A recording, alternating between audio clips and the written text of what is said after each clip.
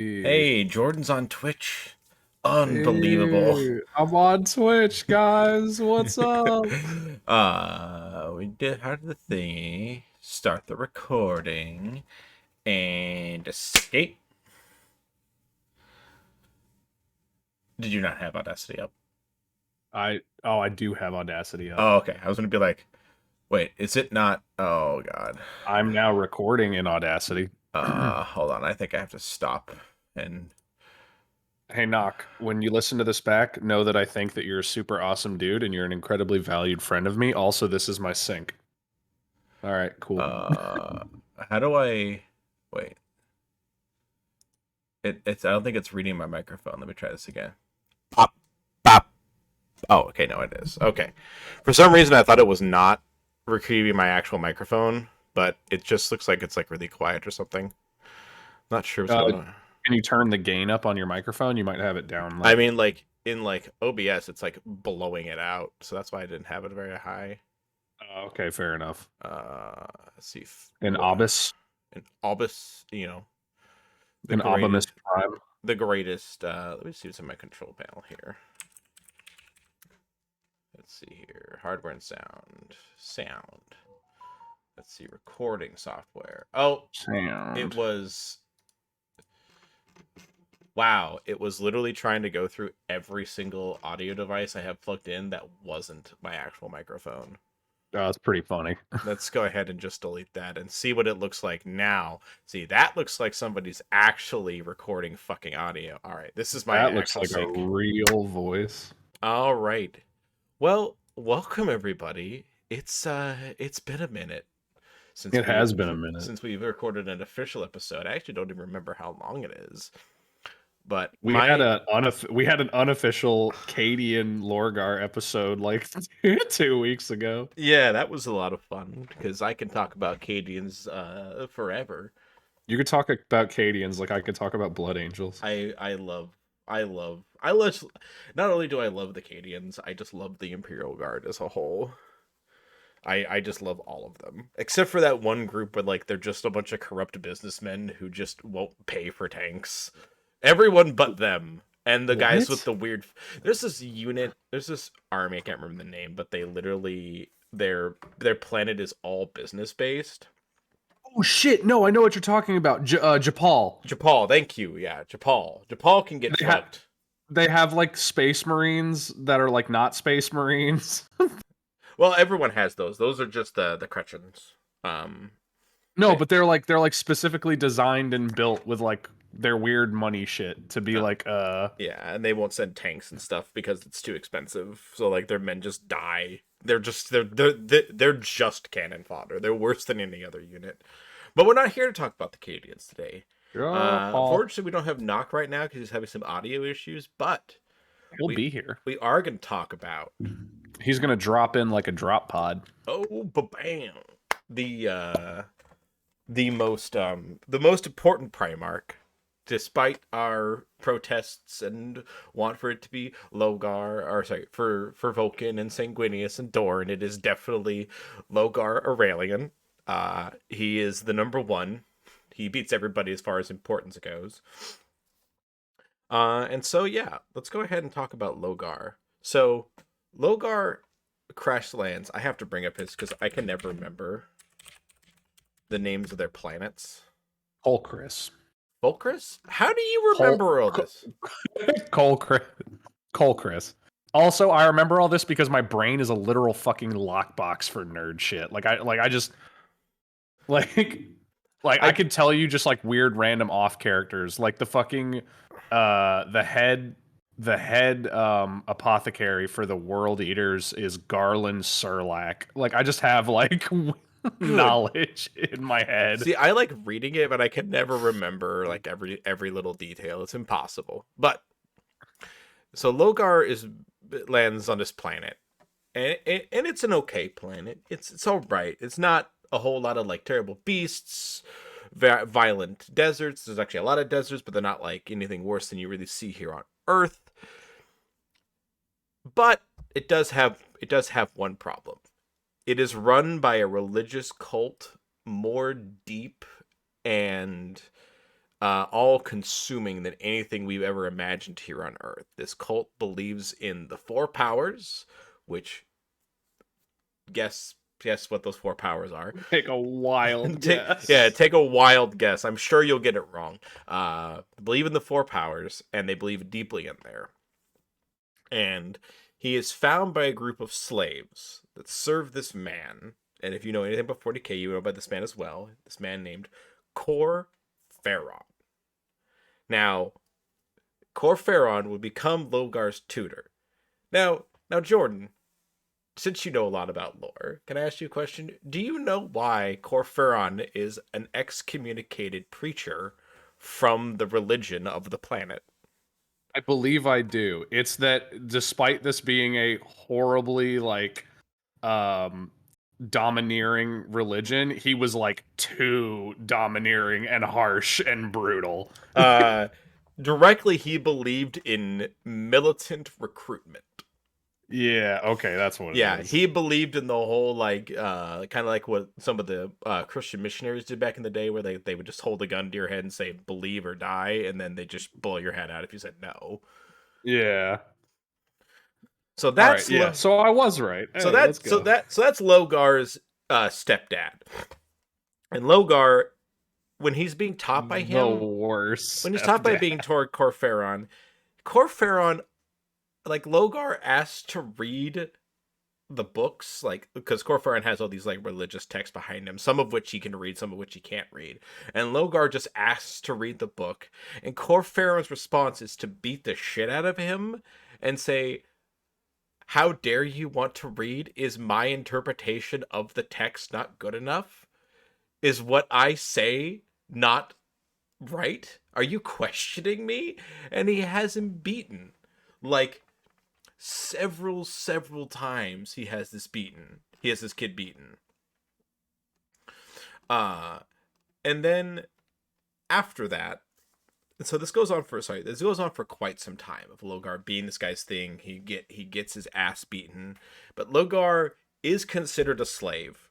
He is raised as a slave, and while living amongst the slaves, Logar starts to teach them, kind of behind Cor Ferron's back, the word that he's hearing, like all the teachings he's hearing about the four powers and being the bearer of the word, and eventually this all comes to a gigantic head. When Cor Ferron orders all of the slaves to beat the shit out of Logar. But Logar says, no, sorry, the people say no. We're not going to beat up Logar. Because he is the bearer of the word. I mean, look at him. He is Primarch. Look at this literal god. Look at this literal god. Why are listening to you, right? And so Cor Ferron's like keeps trying to order them, and eventually they all just drop their weapons. And Cor Ferron is this old, feeble man at this point in his life. Like he's like supposed to be like in his like 60s, I think. That's 60s without the Imperium's rejuvenant techniques, so it's like a real 60-year-old. Yeah, he's like a real 60-year-old. I'm trying to. Darn it! Who raises Logar? Oh, it doesn't. It can't find this guy's name. I don't remember. I cannot find the slave dude's name. So Logar goes out. We're gonna name him as Slave Mentor because honestly, I can't say it. Because basically, then he goes out, and the head of the slaves is this kind of Martin Luther King-esque person who believes that like there shouldn't be slaves and believes that people should be free because everyone's equal under the eyes of the powers and they all have their place. And kind of that actually is true. That guy does actually interpret the Chaos Gods correctly. Yes, he does. And so you kind of have this dude who's like everyone should be equal, but everyone needs to be under our sway because that's their whole thing is they want to spread their word to everybody because they believe that's how paradise will be made. And then you have militant, violent Cor Ferron. So you have those two voices sitting on Logar's shoulders telling him what to do. And I bring this up because during the times of the war, like every single time somebody dies, either enemy, either friend or foe, Logar cries, like openly in front of everybody. Like Logar on the planet, on his home planet, hates death, hates it entirely. He hates war, he hates killing.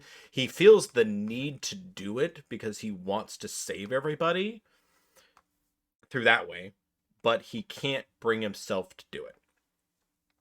To the point where Slave Mentor and Corferon, literally before they go take the capital city, the slave guy's like, hey, maybe we should just stop because like this is like really killing you.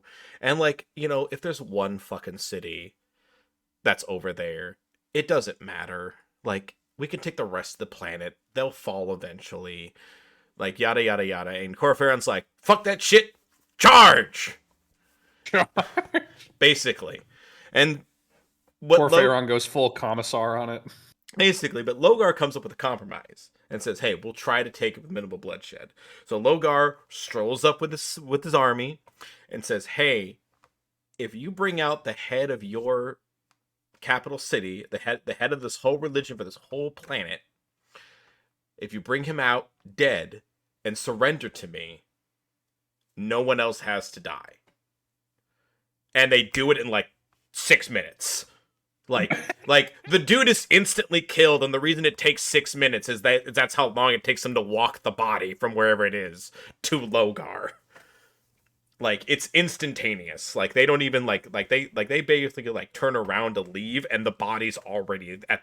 They're like, here you go. They did not want to fuck around and find out. They did not. I mean, to be fair, Logar may be like definitely the weakest of all the Primarchs, but he's still a Primarch. I still don't want to tussle with a 7-foot tall man who is like 6 times my size. Pass. Oh yeah. Hard pass. He is the weakest of Primarchs, which means he is the weakest of a set of gods. Yeah, yeah. It's like saying you're the world's worst like finalist of MMA. Sure, you're the weakest compared to all the other MMA fighters, but you can still kill me with a napkin. Yeah. Oh yeah, absolutely. So you are the weakest Golden Glove boxer. Yeah, basically. So then Logar starts to get like literal like incapacitating seizures. Like that are accompanied by weird visions. And he sees this giant golden being. And what this is in reality, this is the Emperor reaching out psychically through the warp to try to find all of his sons, because all of his sons are psychers. So he's like, all right. He's just like pinging on the map, trying to find something. Logar interprets this. He turned on his fucking like find my iPhone. Basically, yeah, findmyson.com. Which is probably a real website. I think about it. That's kind of sad. Never mind. So he gets this vision of this red one-eyed creature, this yellow knight, and the golden person, and he interprets it as the golden person is the true god of mankind who will lead them on the proper one way to rule everything. The red one-eyed person is the prophet, and then you have the knight, which is like the head of the god's army. It's Dorn, Magnus, and the Emperor, who happen to be 3 of the 4 people who show up. The 4th person, because I'm going to say this right now because this is kind of embarrassing that I didn't know this until just recently. The 4th person is Alfarius, because Alfarius is at the first meeting of every single Primarch. Didn't know that until recently, but there's literally not a single Primarch he is not there when the Emperor first meets them. Or when the Legion first meet them. Alfarius is like super weird. You know, his Legion is like actually technically maybe bigger than the Ultramarines. Yeah, it's his Legion is weird. The Alpha Legion is weird, but this isn't enough. This isn't Alfarius. Alfarius is always there. I mean always, every time, forever, and always with whatever you're doing. Because Alfarius is there. Because 40k lore doesn't have any logic holes in it at all. at all. It doesn't matter what you're doing. I don't care where, who, and what you are. Every time I you've am taken, Alfarius, and I am there. every time, it just makes me think that every time, somehow when I've had sex with my wife, there's just been a giant 7-foot tall Primarch in the corner of the room taking notes. And you didn't notice And I because he's didn't, always there. because he's always there. Oh, there's a dude, like, I would believe it. Alfarius is so sneaky. I would, Yeah, if I was actually in 40K, I would believe it. But I would believe it. so eventually the Emperor comes, and Logar has already like prepped the world for his coming. Like the entire planet is already believing the Emperor is a god. And Logar and the Emperor's like, Logar, no, there is no gods. It's bad. Bad. No gods. I'm not a god. Logar's kind of like, and Logar, a god. Let me act like a god for the rest of the time you know me. yeah, and Logar just goes, don't believe that. He says he believes, but he doesn't believe. And then Logar proceeds to do literally nothing. Literally nothing. And that becomes a problem. Because, like, Sanguinius, Lehman Russ, and Lionel Johnson are just like leaving like these blood-soaked battlefields in the stake, and are just like, take a planet, set a government, move on. And Logar lingers, is what they say. He lingers on these planets. And eventually the Emperor gets really upset. Because doesn't he end up, he takes less than the Thousand Sons do? Yeah, that's what I'm about to say. He takes less than the Thousand Sons, and the Emperor gets really confused. He's like, wait a minute. I don't expect a lot out of Magnus because there's only 1,000 of them. Like he kind of has this whole conversation where like he expects the most out of Guilliman and the most out of Horus, and he kind of, depending on the size of your legion, he expects relative success based upon how many Marines you have. Which, to be fair, is incredibly fair. Like that's unbelievably reasonable. Yeah, is like, because because he goes, okay, you gotta be reasonable with your sons. But he's like, you've taken less than Magnus. You've taken less than a dude, because Magnus has 1,000. The word bearers hover around 100,000. So it's like it's a big difference. The Emperor finally goes to see like what's going on, and what he's realized is that Logar has established the deep religion that would eventually become the ecclesiarchy. He has basically mind warped and converted every single person on the entire planet to his religion. There was no more compliant worlds than the ones the word bearers took on. The word bearers' worlds were completely without heresy. They did not need inquisitions. They did not need assassins. Like, he did a better job of setting up stuff on planets than Guilliman did. And that's like Guilliman's thing.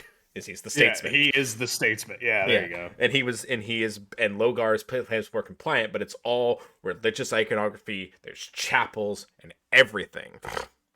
And the Emperor goes, fuck no. All of this. And he goes to this planet Kerr with Guilliman to this planet Monachara, which is this golden city. It's Logar's perfect city. Every square inch of it is a dedication to the worship of the Emperor. Statues, cathedrals, the sidewalks have scrolls written in them. Like, whatever crazy you can think of is what the city was. It's what the Pope wants the Vatican to be. It's actually crazier than the Vatican. It's described as being crazier than the Vatican. If you look online, the pictures are crazy. And, oh no, I mean, I was just memeing. Oh, okay. Yeah, it's as nice as what the Pope wants it to be, I guess. What you're saying, I get the meme now. I'm stupid. But yes, so Guilliman orders everyone in the city out and says, "Hey, you have so much time. Afterwards, we're just gonna level the city. So here's your chance to get out." And Logar's like, "Oh my god, my brother has gone insane." And so he goes to Guilliman to try to talk to him, And then there's the Emperor, and the woman's like, hey, you gotta beef with him. Like, Yeah, you got to talk this out with Dad, bro. got to that with Daddy-O. I'm just here following orders. By the way, I'm still going to be leveling your city. And he does. And the Emperor basically makes Logar bow and says, "You are not. You're done. Like, this is over. Like, you are no more religion, no more nothing. Fuck off. Period. Stop doing this." And makes him psychically bow before him. Which I want to emphasize, he does make him psychically bow before him, which forces the entire legion to bow behind him. Because remember, he's trying to say he's not a god, as he now performs godlike things. No, dude, this is so stupid. The Emperor's like, I'm not a god, and literally never does anything that isn't godlike. It's just like, it's ridiculous. He shows up to the Mechanicus and he's like, I'm not the Omnissiah, but by the way, I'm literally going to touch a Titan and heal all of its mechanical wounds by my touch. He does that? Yeah, do you not know about that? I do not know much about the Mechanicus, except that I hate them. Dude, no. So you know how the Mechanicus believe the Emperor is the Omnissiah? Yeah. That's one of the lines they believe. Upon the Emperor first meeting the Mechanicus, he walks up to a Titan, puts his hand on it, and goes like, machine heal thy wounds, and fixes the Titan. like by touching it and saying those words, and all of the Mechanicus is like, oh my god, the Omnissiah. Yeah. Oh, okay, Emperor. He turns and he goes, I'm not a god. Right. Okay. That's actually worse than this, by the way. That's actually worse. Everything that the Emperor does, everything bad that happens to the Emperor is his own fault. He wants to create a universe where there's no gods. Because, like, think about it. Because Horus's whole thing is, oh, my dad really wants to become a god. And and he's totally valid in that thought process because the Emperor's only ever acted like a god. Well, you've heard the fan theory about, like, where the Emperor comes from?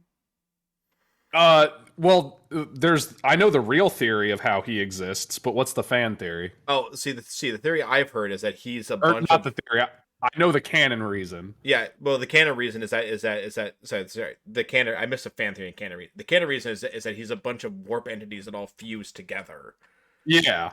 That wanted to fuck over the Chaos Gods and become the Chaos Gods themselves. So yeah, he did want to be a god because he sucks. Yeah, he's a bunch of shamans from Earth that were all like super psychic and became one dude. Yeah. So we have a lot more to discuss. Logar's lore is so deep. He has the hugest wiki. So eventually Logar like fakely accepts and fucks off to his own thing, and Logar is kind of like, he's hemming and hawing, and then Erebus and Corferon, who are the original traitors, not Angron. No, yeah, well, I get that, but well yeah, because Angron gets found later, but I can classify that Angron was he can never be considered a traitor because he was never on the Emperor's side, and that's a hill I can stand on. And you could say the same thing for Erebus and Corferon as well, because they never actually believed in the Emperor. They were just using him because they're like, hey, you want to turn me into a space marine? I'll be turned into a space marine. I'll ride a jet ski into becoming a space marine. Yeah. So he goes out, and so they take him to Cadia, right next to the Eye of Terror, because they already believe in the Chaos Gods. They've never relinquished the Four Powers religion, and they take him to Cadia, where they meet a bunch of purple-eyed people, and the head of the purple-eyed people goes up to Logar and basically tells him that you're the chosen one, and that we want to take you into the warp, and we believe in you. And so she transforms into a greater demon and takes him into the warp and proceeds to just manipulate the flying fuck out of him forever. She to the point where she goes and shows him Magnus and is like, "Hey, here's Magnus. He had to be manipulated." And Logar's like, "Did I have to be manipulated? Oh no, child. You were already a devoted son. We didn't have to do anything to get you on our side." And I'm just like, red flag, red flag, red flag. All the red gaslight gatekeep girl bossed him. Oh man. And she sets it up so that way he kills the avatar of Cain. He actually kills the Eldar, the god of war, in the warp. And he succumbs entirely to the idea Keep in mind, fucking kills Cain, the Eldar god of war. Keep in mind that Lorgar's like the shitty Primarch at fighting. Yeah. And he goes about this whole and then he goes about the Horus Heresy. Logar doesn't actually play a huge role in the Horus Heresy. The only thing that he really does is he starts the ball and gets the ball rolling, and then he kind of doesn't play that big of a part in there because he doesn't have to.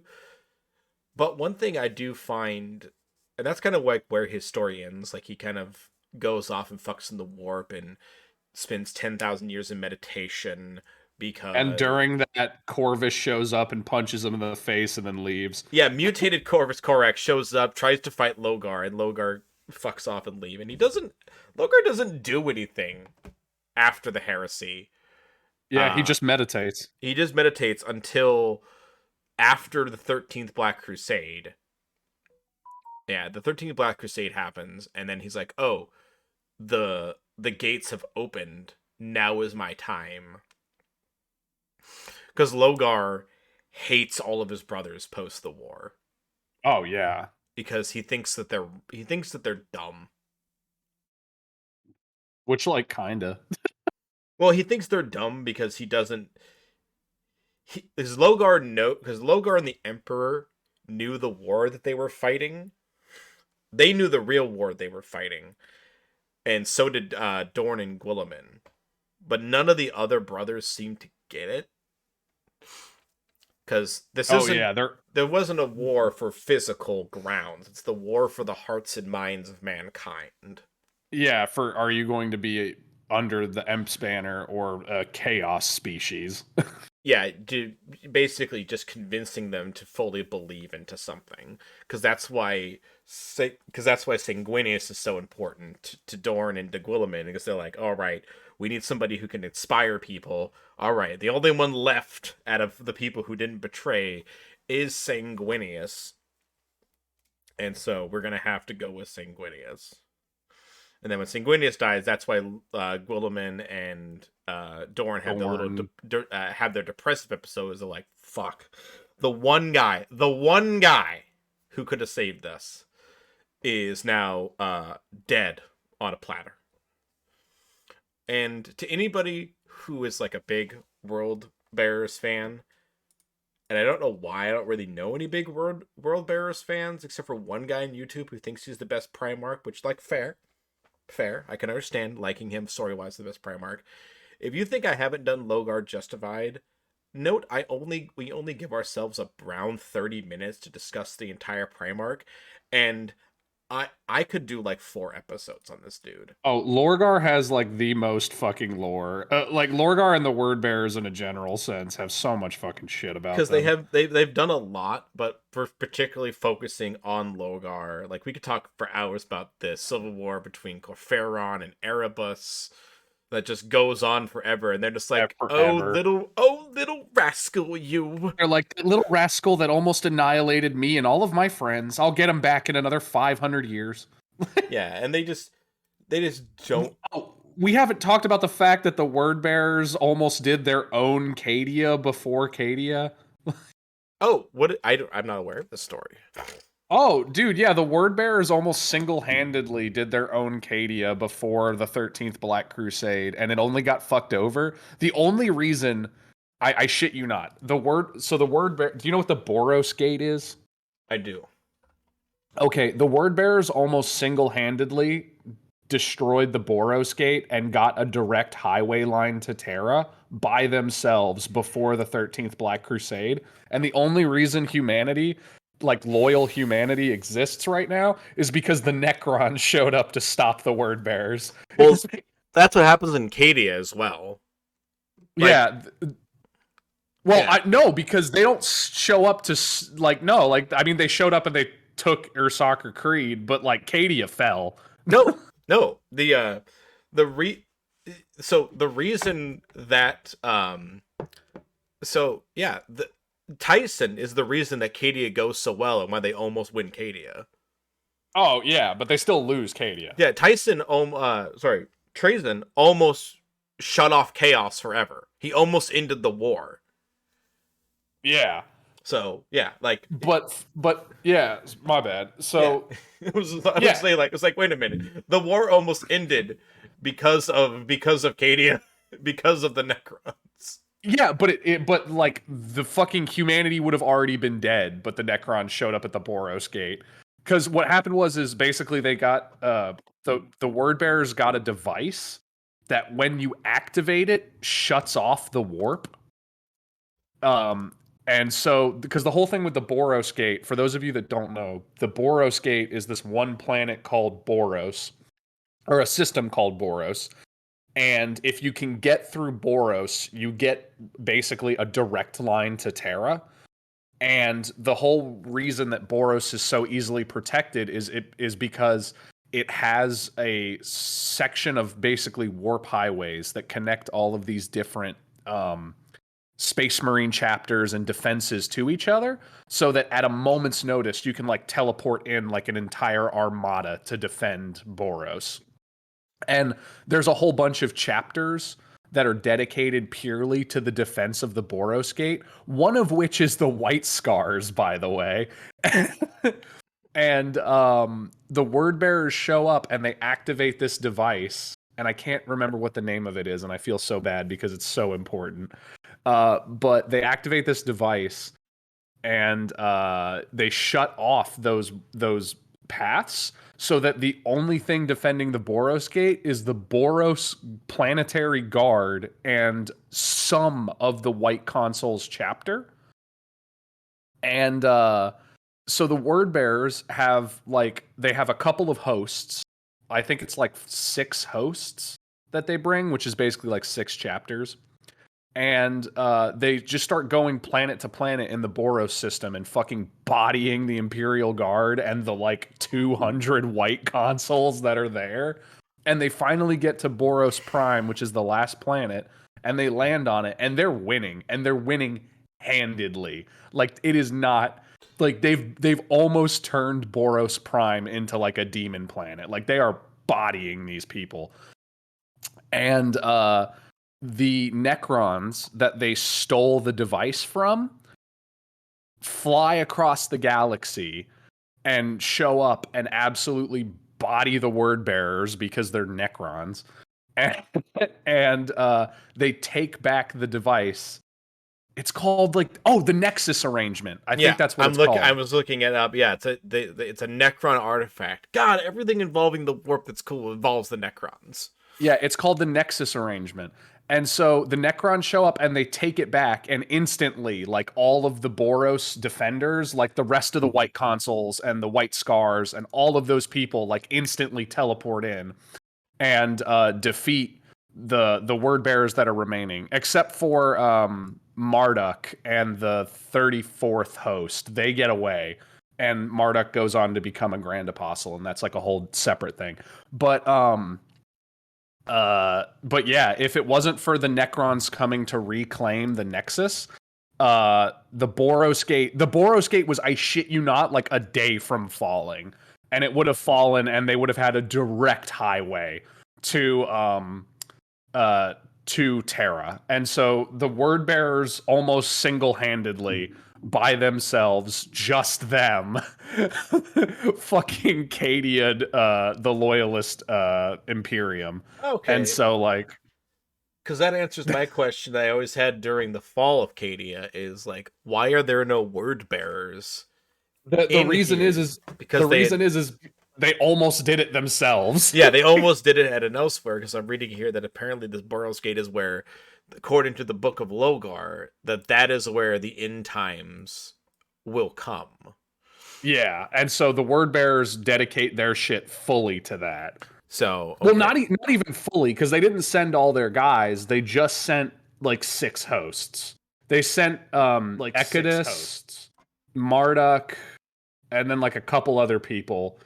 And then, sadly, well, I shouldn't say sadly, the Necrons show up and fuck them over.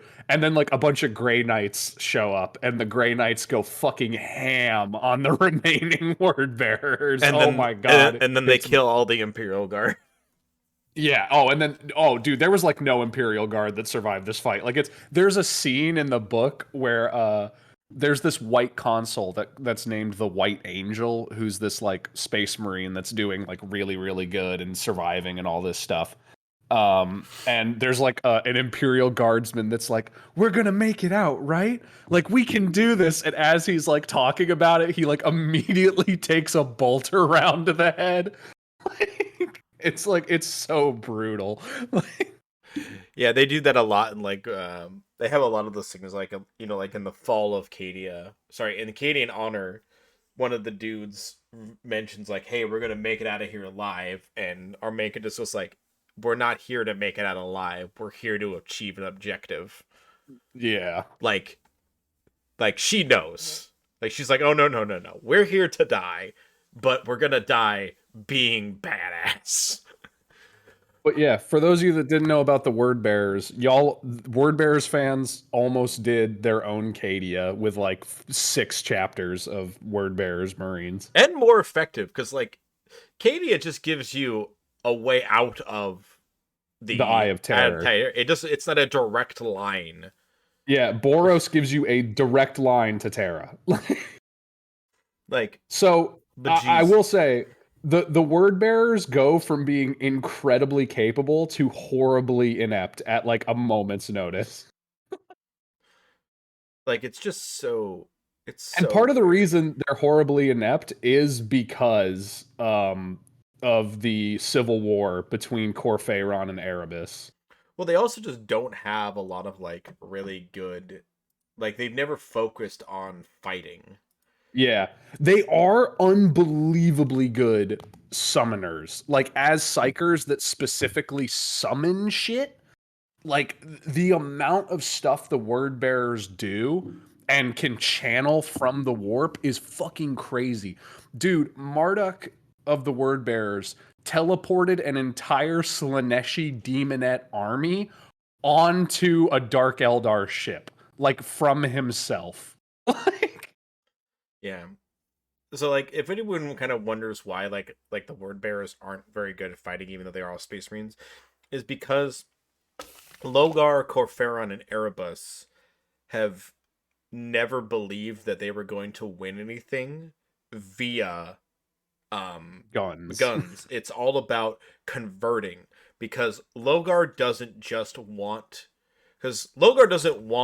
to, because like Abaddon, he wants to just kill the Emperor. That's what Horus wanted to do. That's what Angron wants to do. They just want to kill the Emperor and to be done. Logar wants to be able to waltz into Terra and say, "Look what I did, Dad. You were wrong." And rub it in his face at like, "No, Dad. You are a god. You really are a god. Suck it. Look what I did behind me." Which, by the way, the Emperor absolutely knows he's a fucking god. And it's kind of weird that Logar's entire motivation is, "Hey, Dad, are you proud of me now?" So it's kind of a little sad for him, but his choices were when the Emp is your good dad. That's rough. The bar is low. When you're abusive, the bar is so when your low. abusive colonizing father is the best option you've ever had. That's fucking low. Because in general, isn't like everyone's adoptive father better than the Emp, or am I missing Because somebody? like Vulcan's dad was good, Guilliman's dad was good, Sanguinius's dad was good, Sanguinius's dad barely existed. Dorn's Sanguinius was his own Dorn's dad. dad was good. Ferrus Manus' dad was pretty good. Angron's dad was good. Well, technically Angron kind of has two dads. He kind of has his slave owner dad, and then the guy in the pit. Which you referring to guy in the pit?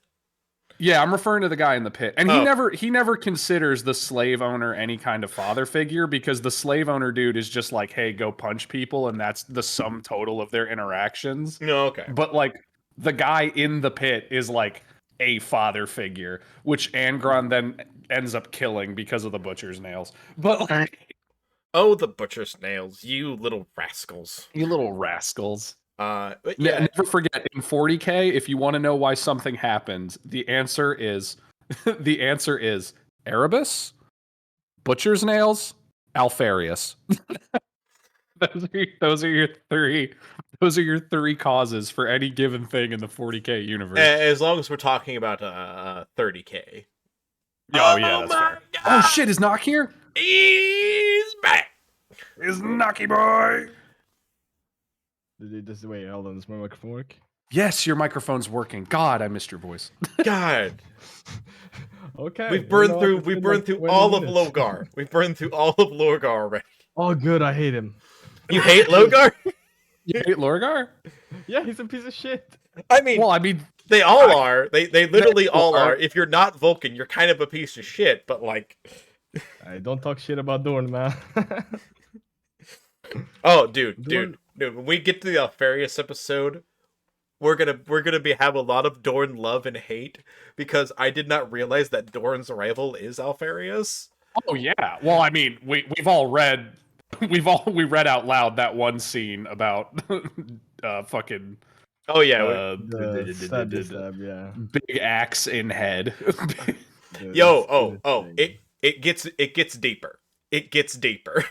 Like there is some, long before that there's a lot of hate. But yeah, no, we finished rip to the fact that Perturabo wants to be Dorn's rival, and he can't even do that, right?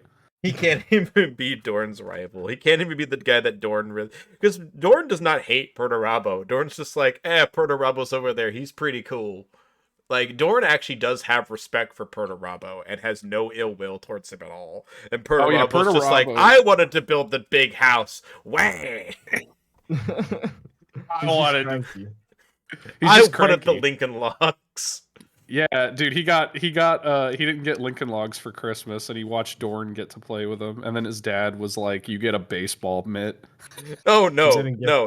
That's too nice. He told Perturabo to go dig a ditch. Merry Christmas. He told Perturabo to go fight the Harud. Yeah, go fight the actual worst enemy that any of your brothers have ever fought. Go over there and do that. He gave Dorn Lego and Perturabo Duplo. Yeah, he gave him Mega Block. He gave him Mega Blocks because he sucks. Because he's the worst cop ever, yo. So but yeah, no, we've basically discussed all of Lorgar. So like, I don't know, Knock, what's up? Yeah, I've been listening on the stream. So Knock, do you have any questions? Yeah, we're in Knock's question section. So what do you got? Knock's 40K timing. You can even ask me about Lord of the Rings, because if we have time to kill, I'm just going to ask you how you've been liking your Lord of the Rings dive. Yeah, this is now a podcast of anything that just comes up. This is literally anything.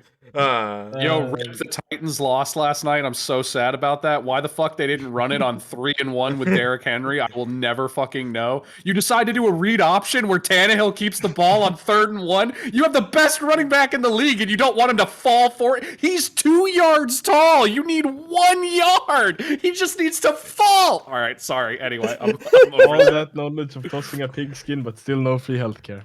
Yep. Oh. That was low. But yeah, do you have any 40K questions for us, Knock? I don't want to get killed by people from America. So football's cool. I like football. Healthcare for being free is overrated. Anyways, well, I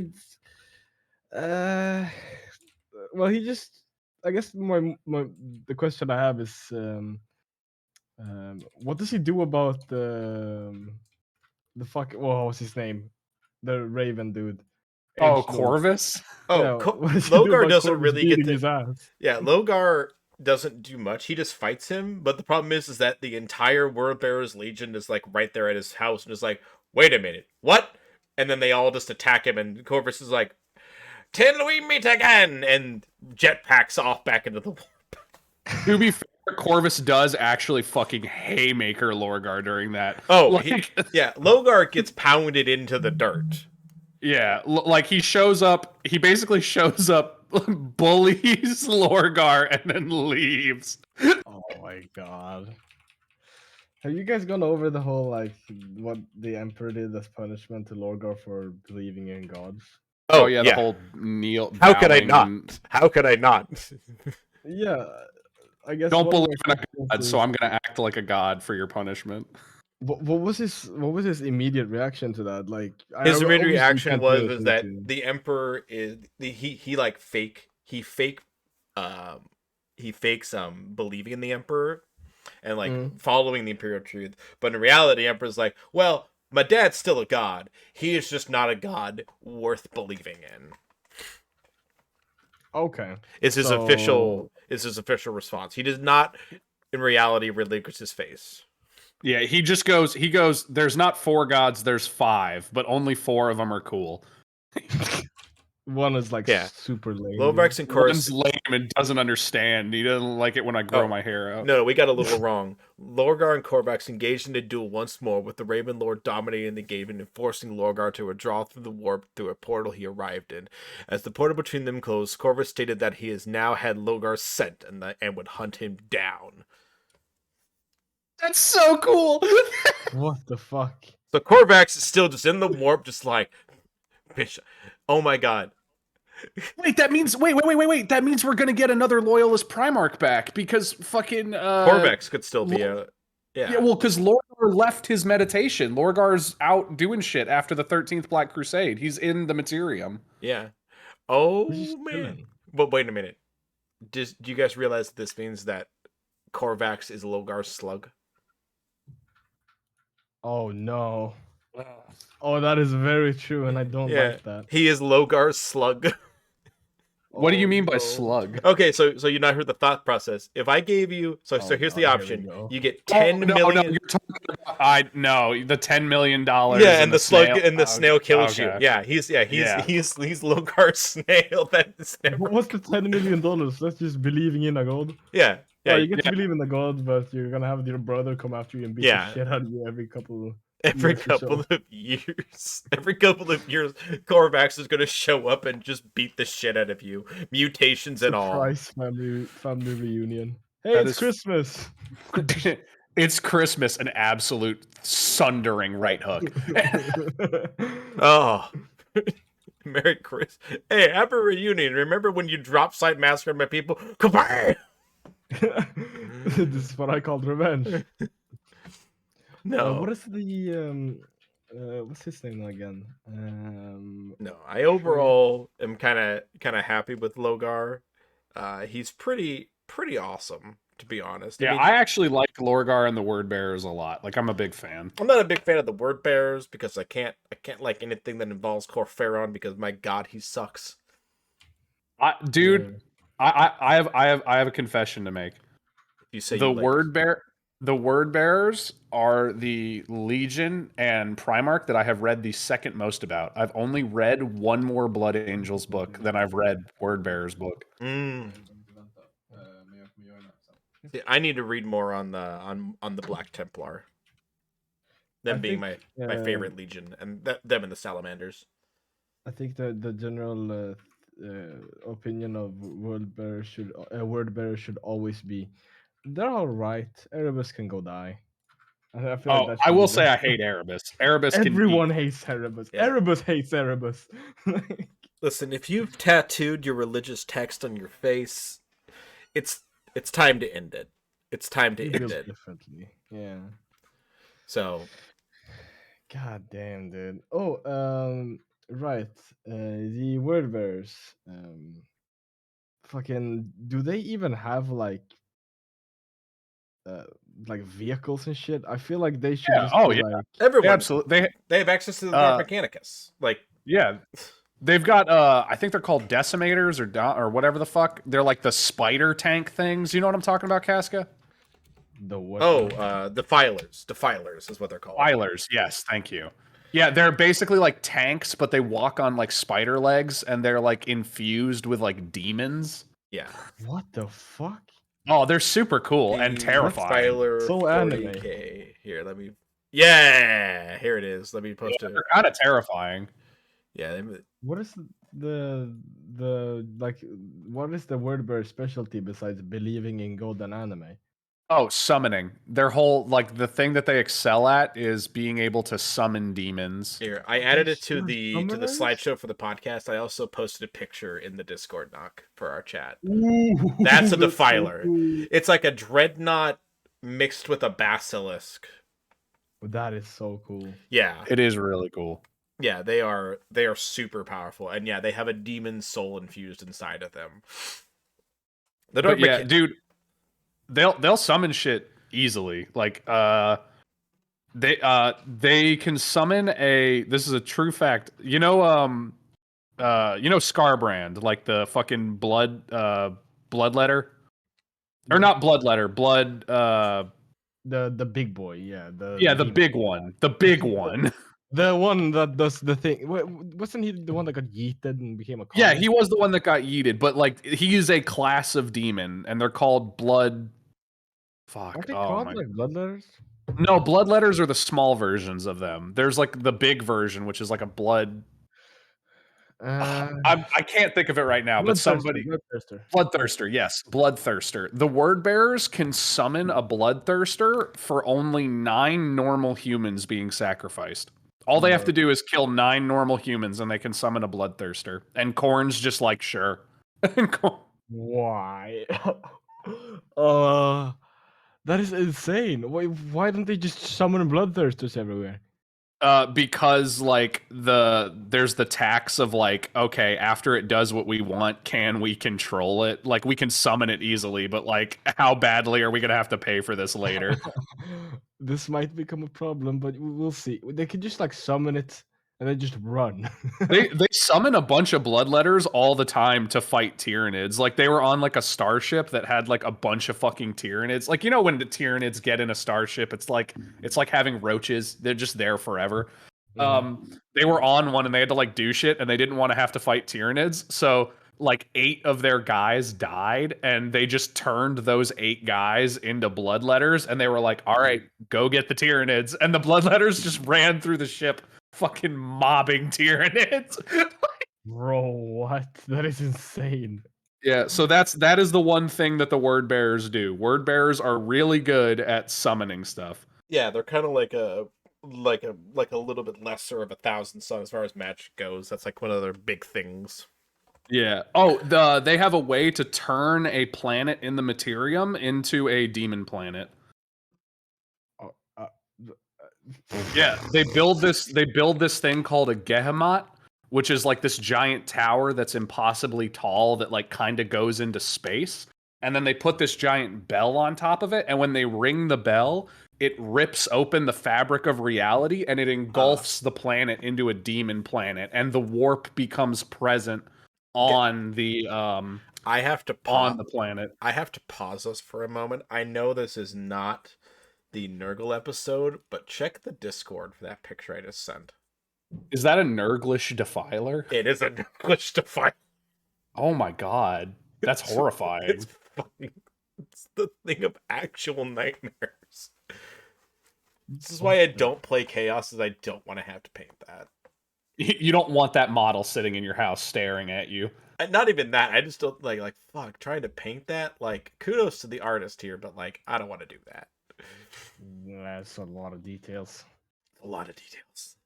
Details. I'm just looking at my sisters repenting over here, and I'm like, fuck. There's so many details on them. So many details. Details. I'm like dreading painting my Mephiston figure because of that.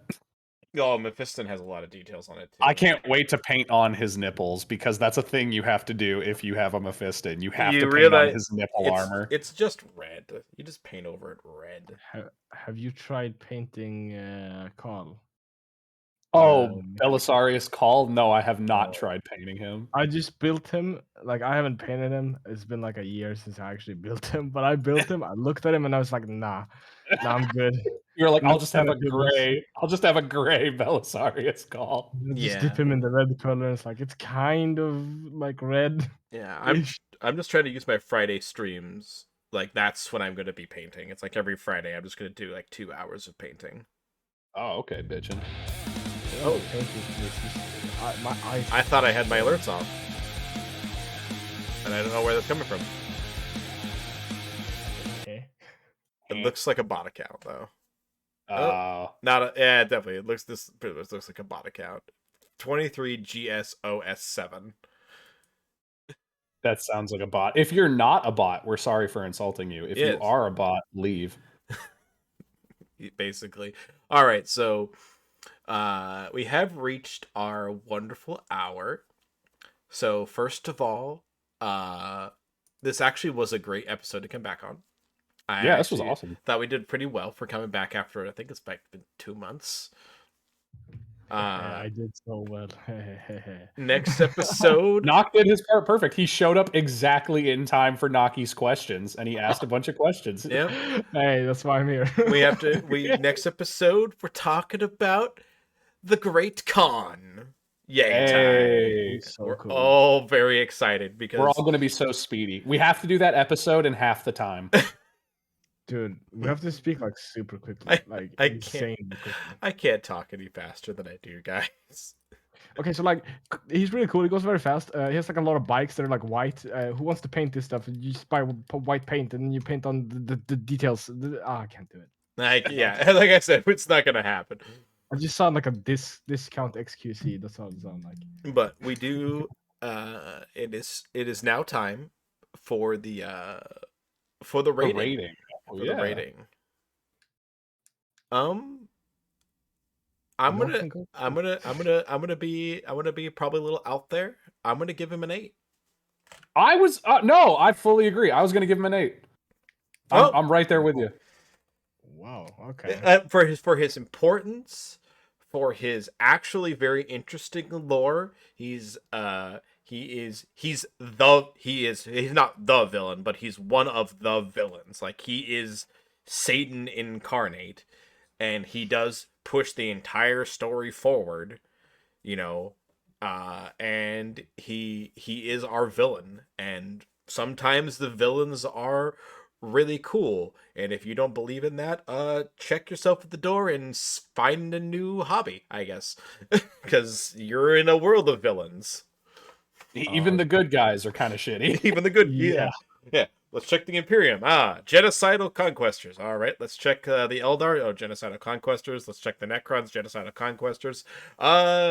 That's kind of the list repeated until we get to the Necron. Sorry, until we get to the Tyranids, which are just ravenous Conquestors. And then you hit the Tau, which are mentally manipulative. And they're still Genocidal Conquestors. No, they're still Genocidal Conquestors. Orcs go brr. Orcs go brr. Yep, they're pretty fun. Still Genocidal Conquestors. But orcs have a unit called 12 Boys in a Truck. Dude, 12 Boys in a Truck is the best fucking unit. By the way, I was reminded of something. Do you guys want to... So, like, Jordan, you remember our games of 40K, right? Yeah. And how they were very streamlined, very, very sensible. Yeah. Do you want to know an old rule that existed back in 2nd edition? What is it? So, nowadays, they have, like, a rule. Like, your vehicle can hold so many of a thing, right? Like a Rhino holds 10 Marines. A Chimera holds 10 Guardsmen. A rule back in the day for 2nd edition was how many orcs could fit on a truck. Now, the orc truck was 2 inches by 3.5 inches. 3.5 inches long, 2 inches wide. That was it. The amount of orcs you could stack it on there was however many orcs you could physically put onto the actual truck. So people would have these, like, monkeys in a jar thing of orcs, but an actual rule was if an orc model physically fell off the table and hit and it fell off the truck, the orc did die in transit, and however many orcs got to the end was how many orcs were there. Oh, that's fucking hilarious. I love that rule. That It is a really good it rule. no longer exists. I think a orc truck holds it's supposed to hold a basic one-man squad, which I think is like 20 boys, which is still a lot. I just love that they're called boys. BOYZ boys. I know, it's so funny. God damn, every time I get sad, I just like open the orc wiki. Yeah, just be happy again. So we have an All right. 8-8. We need a We knock. need knock score. What did I give Perturabo? A 9? I don't. I think you gave him a 9. It was either a 9 or an 8 because you gave him a high score. Yeah, Perturabo's pretty awesome. For Logar, is it just... I forgot, do we count the Legion as a whole, or just... No, the Legion's usually a separate rating. I'm giving the word bearers a 9 because I'm going to give the word bearers one higher. Because I will say we gave Lionel Johnson 1s and 2s, but the Dark Angels as a Legion are like a 7 to a 9 easily. Oh yeah, the Dark Angels are fucking cool. Lionel Johnson's literally the worst. I'm gonna give I think Logar a 5. Logar a 5? Not because he's like bad or boring in any way. It's just for the sheer fact that he got his ass beat by his brother every year, and it's gotta be more than 5 times. So just for each time he gets his ass beat by a Corvus, I'm gonna knock it down one pin. So Every time Corvus shows up just to wreck his shit, he loses a point. no, just every time I see a picture of Corvus. Oh god.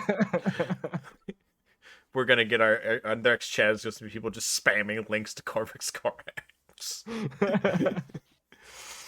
All right, so yeah, we're gonna do this same time in 2 weeks because I do unfortunately work this coming Sunday, the 6th, to talk about Yagatai Khan, who. Hey, So who do we have? Who do we have left? We have Yagatai, then Conrad, who I'm so looking forward to talking about. Conrad Kurz, hooray! Angron. I love Conrad.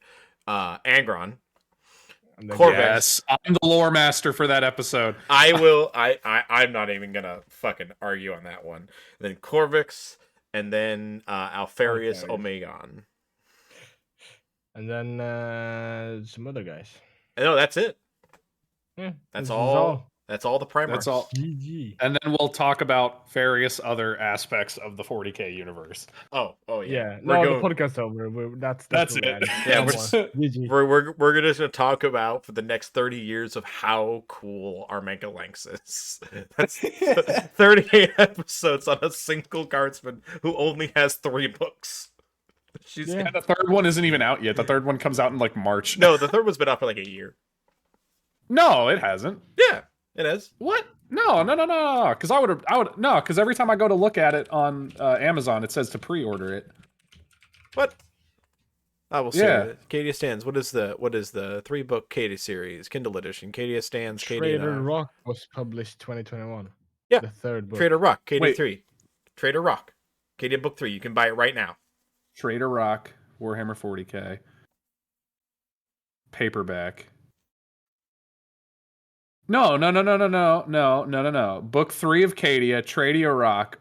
Pre-order price is guaranteed. This title will be released on April 26, 2022. Bro, I think it's just that edition, maybe. Maybe it's just a paperback. Is it because it's hang on. Shop all formats. Give me a sec. If I want to fucking audiobook it, sure. Blacklibrary.com. Let's see here. No, I thought published. I'm going to go ahead and end the episode because there's no need for this to be on the podcast. Bye, everybody. All right, bye everybody. Later. All right, I turned off my audio.